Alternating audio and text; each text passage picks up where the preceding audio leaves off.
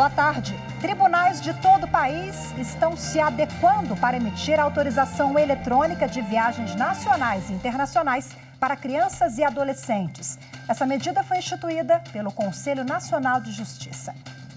Nesta edição, a gente vai conversar sobre isso com o Corregedor Nacional de Justiça, ministro Humberto Martins. Esse é apenas um dos destaques de hoje, você vai ver também.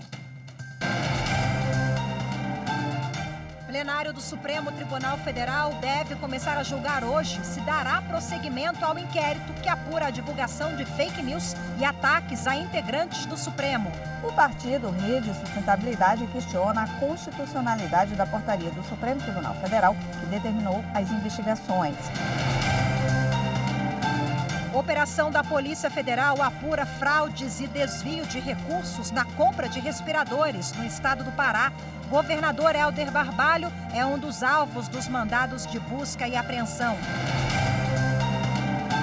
Sinal vermelho contra a violência doméstica.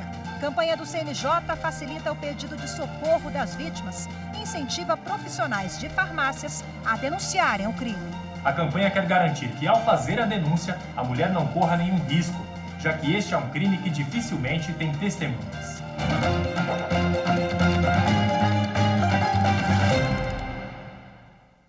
O plenário do Supremo Tribunal Federal começa a julgar hoje uma ação movida pelo partido Rede Sustentabilidade contra o inquérito aberto pelo próprio STF para investigar notícias falsas e ameaças a ministros da Suprema Corte. O relator dessa ação é o ministro Edson Fachin.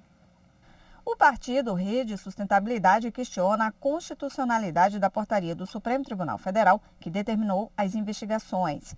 O partido alega que o inquérito conduzido pelo próprio STF viola preceito fundamental da separação de poderes, previsto na Constituição Federal, e que somente em raríssimas exceções a investigação pode ser conduzida pelo Judiciário, o que não seria o caso, uma vez que não há indicação de ato praticado na sede ou dependência da Corte, muito menos se os investigados estão sujeitos à jurisdição do Supremo Tribunal Federal.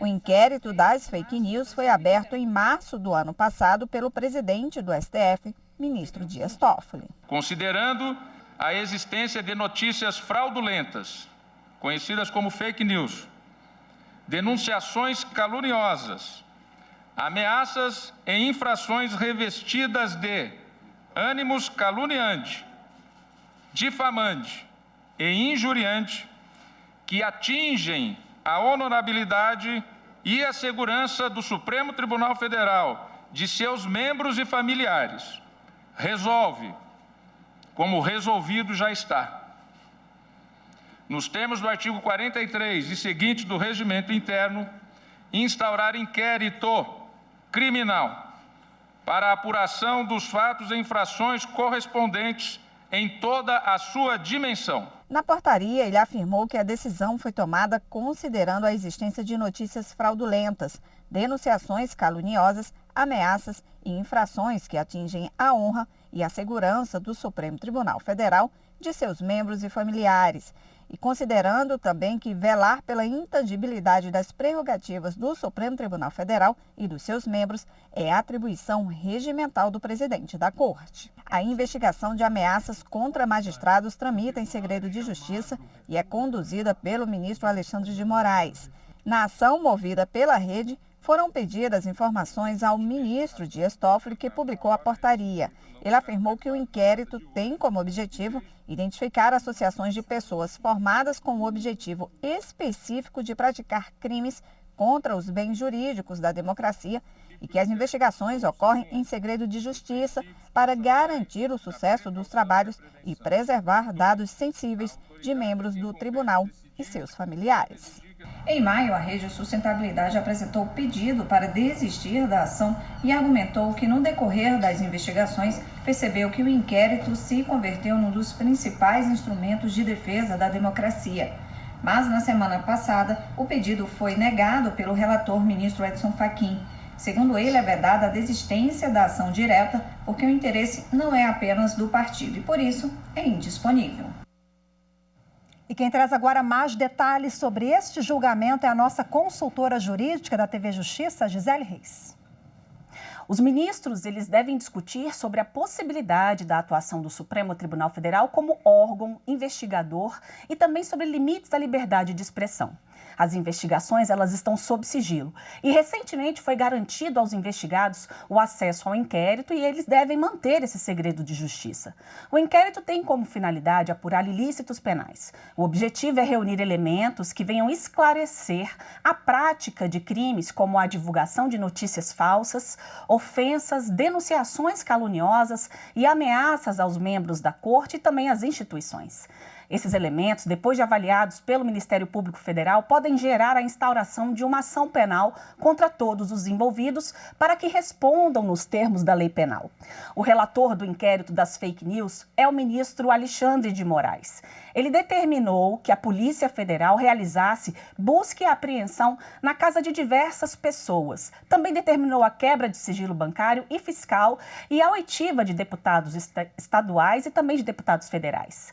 Na decisão, o relator diz haver indícios do funcionamento do chamado Gabinete do Ódio, um grupo que age para gerar engajamento em ataques contra os antagonistas ao Poder Executivo. O ministro também citou indícios de que um grupo de empresários financia uma rede de propagação de notícias falsas contra instituições como o STF e o Congresso Nacional. O ministro Edson Fachin é o relator da ação apresentada pelo Partido Rede Sustentabilidade, inclusive indeferiu o pedido de desistência feita pela legenda, pois na visão do ministro, a ação discute direitos indisponíveis. A Procuradoria-Geral da República pede que seja garantida a participação do Ministério Público para decidir sobre diligências e depoimentos. Há uma preocupação também sobre a delimitação do inquérito, para que fique claro o que e quem está sendo investigado. De acordo com a PGR, só as pessoas que possuem prerrogativa de foro no Supremo Tribunal Federal, como deputados federais e senadores, devem fazer parte das investigações. O Ministério Público Federal e a Polícia Federal fizeram operação para buscar provas de desvio de recursos e fraudes na compra de respiradores lá no Pará. Foram cumpridos mandados de busca e apreensão contra o governador do Pará, Helder Barbalho, e outras 14 pessoas. A operação, autorizada pelo Superior Tribunal de Justiça, prevê o bloqueio de 25 milhões de reais do governador do estado e de outros 7 envolvidos. O objetivo é apurar fraudes na compra de respiradores pulmonares sem licitação devido à pandemia do coronavírus. Esses respiradores custaram ao estado 50 milhões e 400 mil reais, que além de grande atraso na entrega, eram de modelos diferentes ao contratado, sendo, portanto, ineficientes para o tratamento da Covid-19. Os aparelhos acabaram sendo devolvidos. As buscas foram realizadas nas residências dos investigados, em empresas, no Palácio dos Despachos, sede do governo do Pará, nas secretarias de Estado de Saúde, Fazenda e Casa Civil do Estado do Pará. Os crimes investigados são fraude à licitação, falsidade documental e ideológica, corrupção ativa e passiva, prevaricação e lavagem de dinheiro. Além do Pará, os estados do Rio de Janeiro, Minas Gerais, São Paulo, Santa Catarina e Distrito Federal também estão sob investigação.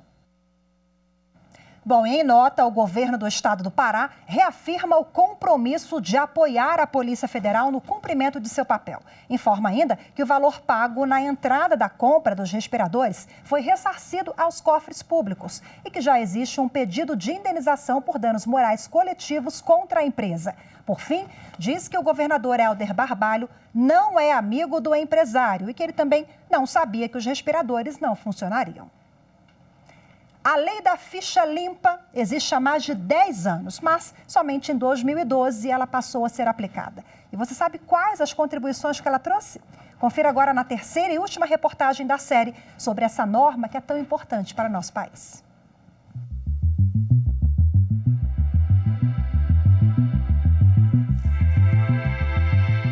As divergências eram inúmeras quanto à aplicação da lei da ficha limpa em 2010. Afinal, a norma já poderia valer desde o ano da criação ou ainda não?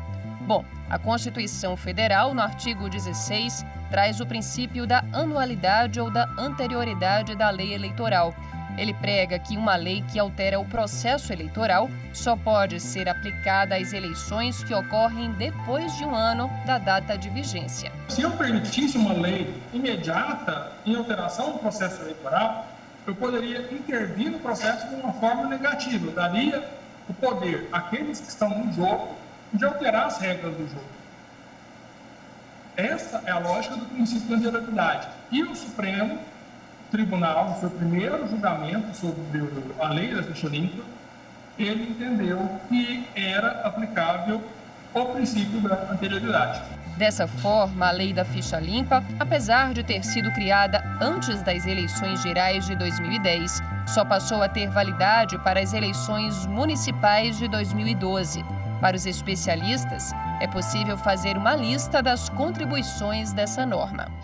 A primeira delas é o fato de ter surgido da iniciativa popular, o que garante legitimidade ao processo e com foco no combate à corrupção. Também proporcionou mais agilidade à Justiça Eleitoral na definição das candidaturas aptas e trouxe uma maior segurança aos eleitores. A população que vai votar, a população que vai fazer uma doação eleitoral, a população que vai pedir um voto, ela tem mais cuidado ao fazê-lo, porque ela sabe que a Justiça Eleitoral não está disposta a tolerar candidatos que venham a fraudar a lei de ficha limpa. Todos têm uma vida pregressa e todos, quando se dispõem a exercer um cargo público, devem se dispor a ter sua vida pregressa sindicada pelo povo. Num processo eleitoral, num processo de campanha. E esse processo de sindicalização do candidato, ele é feito pelo povo e pela Justiça Eleitoral. Outras vantagens apontadas por especialistas. Os critérios de escolha de candidatos ficaram mais rígidos e houve avanço também na moralidade política. Os próprios partidos políticos, ao estabelecer as suas listas de candidatos, eles têm pensado hoje, de forma séria, na questão do candidato de ficha suja, né? Uma porque ele tem uma repercussão negativa do ponto de vista eleitoral, propriamente dito, e outra que corre o risco efetivo de ter a candidatura barrada pelas cortes eleitorais. Então, me parece extremamente positivo. Essa lei estabeleceu um novo patamar, um novo estandarte de moralidade, não só política, mas também moralidade administrativa. Então, ela deitou reflexos no âmbito do governo federal, no âmbito de vários governos estaduais e também de vários governos municipais, que baixaram leis ou decretos também impedindo a assunção de cargos públicos, né, por pessoas que tivessem na sua vida pregressa essas pechas. Então, não só os políticos estariam, de alguma forma, alijados do trato da coisa pública, mas, com mais razão, aqueles que ocupam postos-chave no âmbito do Poder Executivo.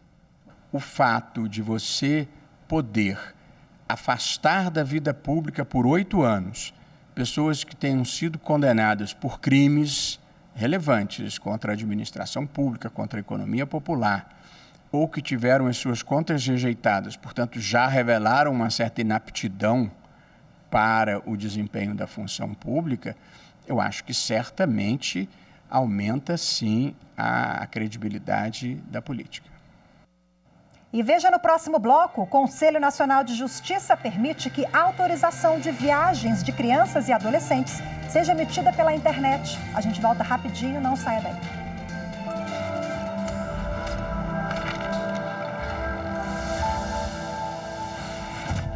O homem tende sempre ao conflito.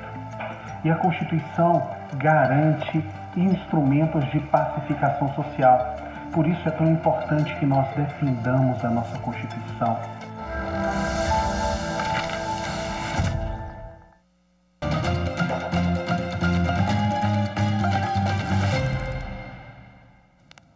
No Amapá, por por causa da pandemia do novo coronavírus, o Juizado da Infância e da Juventude passou a emitir autorização de viagem de menores pela internet.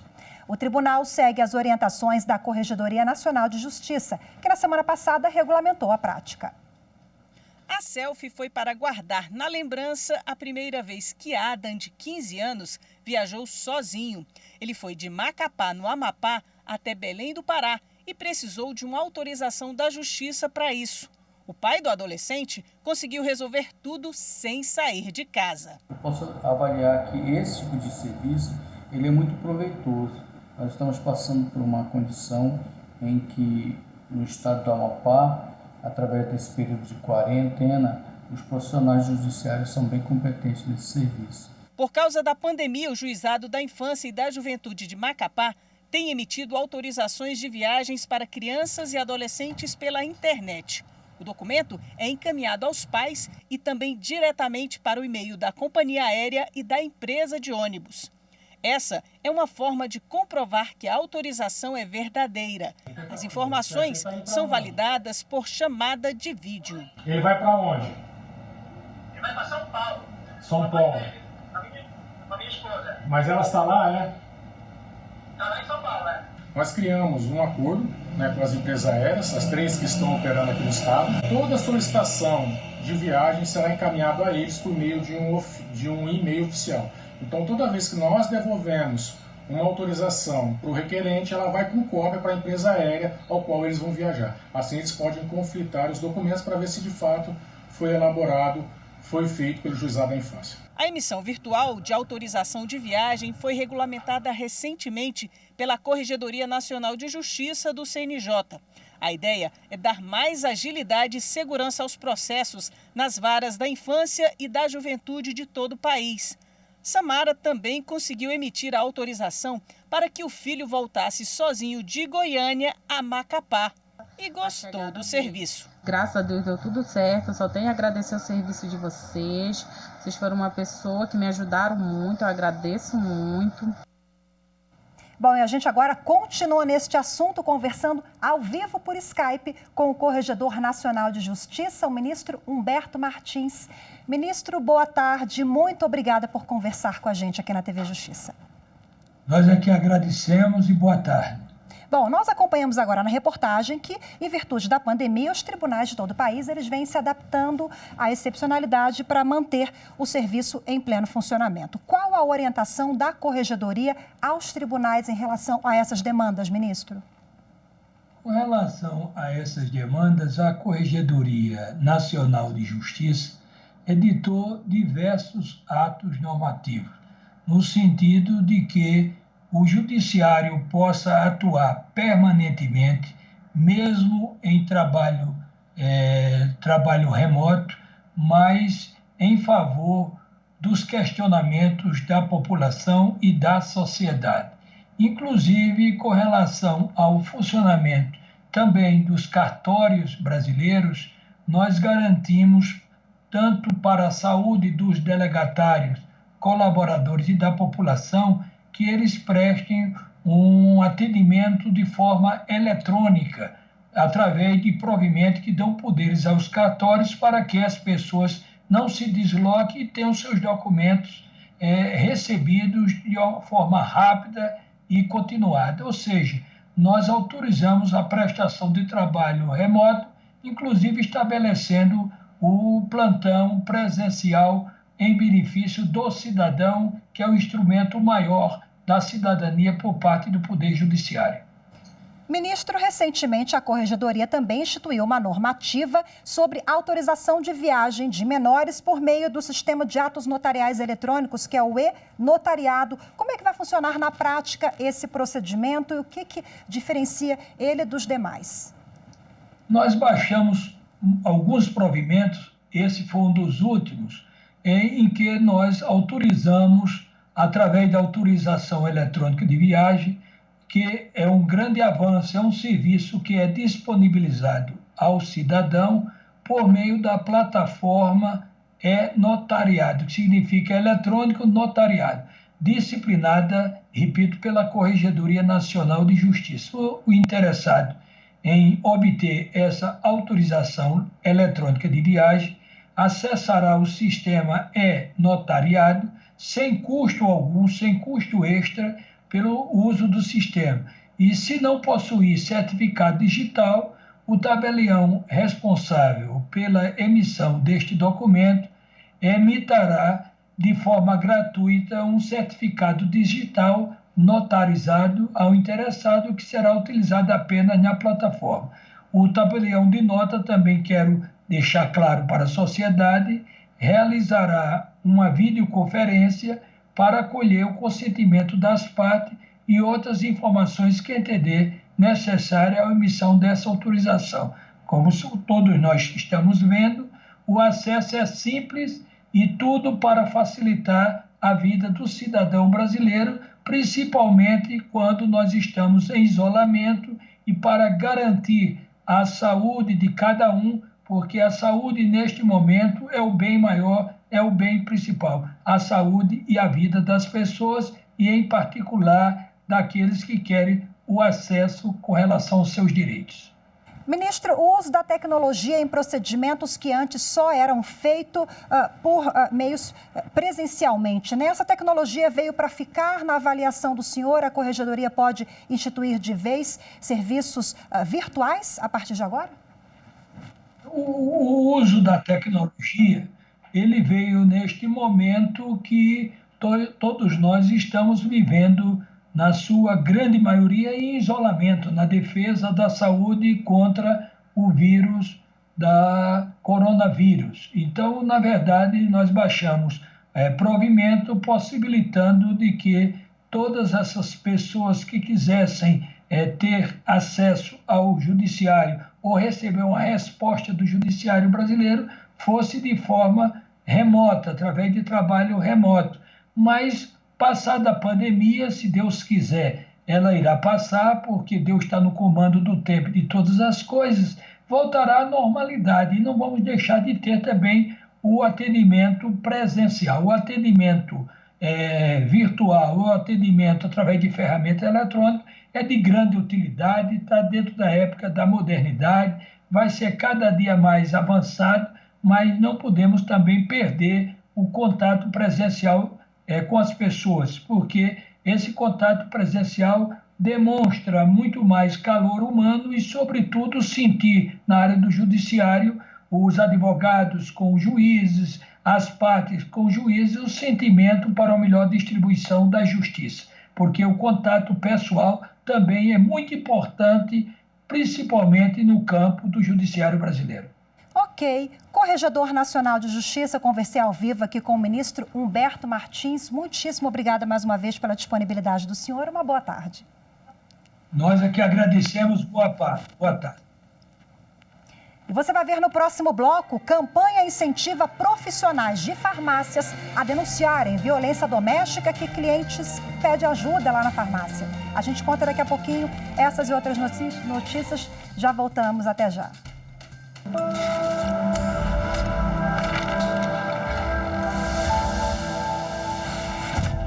A Constituição Federal de 1988 é um marco na democratização brasileira, porque determinou a proteção de diversos direitos e garantias fundamentais a todos os cidadãos.